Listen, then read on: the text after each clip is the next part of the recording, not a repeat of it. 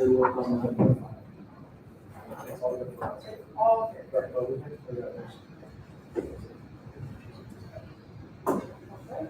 but thank you for jumping on like that.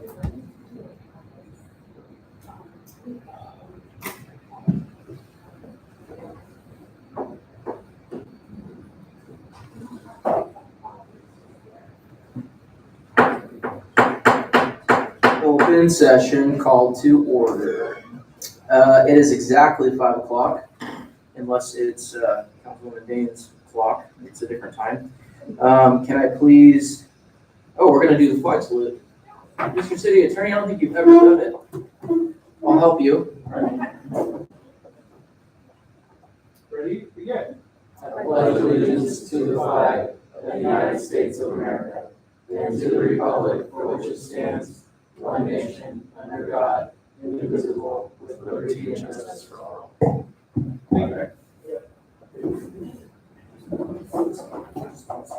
I was gonna add some stuff. Roll call, please.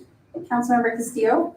Here. Councilmember Dane. Here. Mayor Pro Tem Green is absent. Councilmember Welty. Here. Mayor Smith. Here. All right, approval of the city council agenda. Mr. City Manager, are there any changes that you would like to make to this particular agenda? No changes. Good, we're gonna let you anyways. I need a motion on this, and I do need a second. Second. I need a roll call vote, please. Councilmember Castillo. Councilmember Dane. Aye. Councilmember Welty. Aye. Mayor Smith. All right, aye. Motion carries. Here we go. Public hearing, resolution. This is the adoption of resolution number 2022-47. This is the submission of the general plan housing element. I'm going to open the public hearing at 5:01. Staff presentation. Mayor, members of the council, Jim Morris, the planning staff, thank you for coming this evening. You're here to amend the city's general plan, the housing element specifically. If portions of the document look familiar, that's because in February, you saw them. So what we're doing here this evening is similar to what a lot of other jurisdictions are doing throughout the state. And by way of history, we brought a document before the city council end of summer. We filed it with the state. They reviewed it. They had comments. We made changes. We brought it back to the city council. Council took action in February of this year. We submitted it to the state. We were hopeful everything was fine. We received a letter back, like a lot of other jurisdictions, no, it was not. So we've been working on modifications. We were focused on the October 15th date for resubmittal. That is not what the state wanted. They want the same time frame that they had last fall, which is 60 days prior to the date in which they want everything settled, which is October 15th. And that was the original date upon which all zone changes needed to be undertaken as part of any housing element action. So what we've done since that time is, and what you have in front of you are two different things. The bound document is what's been posted on the website. We've made some modifications to the document. Subsequent to that, we've continued to make modifications. So you have some red line versions of various sections in front of you, which we will do two things with it. One, if that's accepted, we'll blend it into what we call a clean document. And then we'll also add it to a track change version so the state can have both. They'll see the changes in the clean version so they know what we went in and modified. In general terms, we looked at the different programs. We added some different programs. We tried to beef up different portions of the language that's in there. We also tried to maintain, if you will, the resolution should also be similar or familiar to the council, because we tried to maintain all the language that was in that because it's still applicable. So what we've been trying to tell the state is, while jurisdictions say they're unique, we are unique. And we've been trying to get that across to them. Sometimes it's been a bit of a struggle. We're a little redundant in the document, trying to say it again and again, but maybe they'll pick up on it. And we've tried to highlight different components. And obviously during this time, this year period, we've adopted a specific plan, which is really an important component of the housing action that the city is trying to develop. So we have a document which is kind of odd in that it discusses things we were going to do. Well, all of a sudden, because of the time, we've done.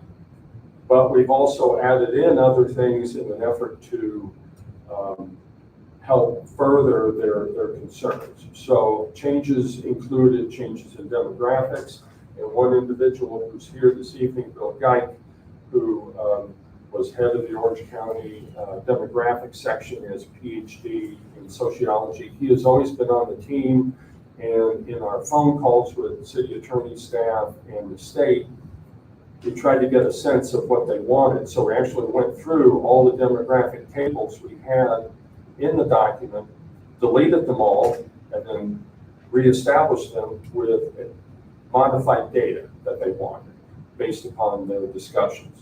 So from our perspective, we've always answered the questions. Whether or not we've answered the questions to their satisfaction, that's what we hope is happening tonight.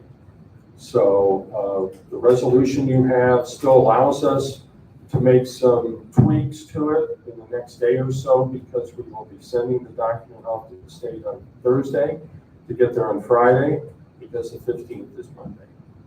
So we are set to meet that deadline. The recommendation before you is similar to the other recommendations. The environmental action is first, and the general plan amendment approval resolution is second. So we believe that the changes are minor, that an exemption is appropriate under the California Environmental Quality Act, and that you adopt the resolution, like I say, similar to the past one, in which you amend the general plan for the housing element for this cycle. And if there's any questions, we'll try to respond. Questions by council? Yeah, it doesn't look significant from the change, from what we adopted. I'm sorry, I didn't. It does not look significantly different from the change, from the plan we adopted already. A lot of it is embellishment of different things, such as lot consolidation in the specific plan, well, in the town center in general. All the suites are individual lots for the most part. So the question became, well, what's your experience in lot consolidation? Well, we've done lot consolidation before. That's not a difficult thing. There's state law provisions. We follow those. Lot line adjustments and mergers, parcel mapping, whatever's necessary. So we tried to state that. In other cases, we've attempted to say, we've acted on this, or we're modifying this program, and we're trying to focus on this, and this is why it's still applicable. So again, the embellishment part. There are incentives. The state wants to know, and maybe this is an important point to make, in that they've kind of transitioned from what are you going to do to more, how do we know it's going to happen? So they, with regard to non-vacant sites such as the town center, how do we know you're going to get that housing built within this cycle? Well, that's tough to say. Historically, in planning, things haven't worked that way. You create the framework, you get rid of the environmental concerns, such as the SB2 grant provided, and you set things up for a future developer. So we're following that, but then they come along and say, well, how can you kind of guarantee that? Well, you really can't. But we're poised to do it. We own property within the center. We think that we can be an initiator of future action.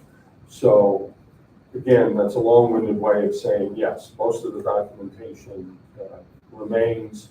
We tried to embellish it to explain our particular circumstances a little bit. Thank you. Do we have testimony by proponents? Testimony by opponents? No response needed by proponents.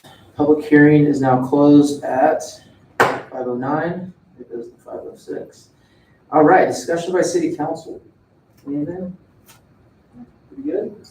My other comment is that the housing, to conform to the housing elements, a difficult and long journey. And there's all sorts of resources to assist us available, but they are also complex, and it still stays a long journey. So at least I think we as the council will pursue those outside sources and outside resources and information to pursue the compliance with the housing element. That's what I would say. Perfect. I need two separate motions on this. The first one that I'm asking for is the approval, the CEQA exemption. Need a motion for that? Thank you. Need a second. Second. Perfect. Need a roll call vote? Councilmember Castillo. Councilmember Dane. Councilmember Walty. Aye. Mayor Smith. Aye. Motion carried. Moving on, we do need a motion for the resolution, which is 2022-47. I need a motion. So moved. Perfect. I'll second it. Roll call vote? Councilmember Castillo. Councilmember Dane. Councilmember Walty. Aye. Mayor Smith. Aye. Motion carried to adopt resolution number 2022-47. For the announcements, we have our next city council meeting is Wednesday, September 14th at 5 p.m. for closed session, 6:30 for open session. And I'm going to call this meeting to adjournment at 5:10.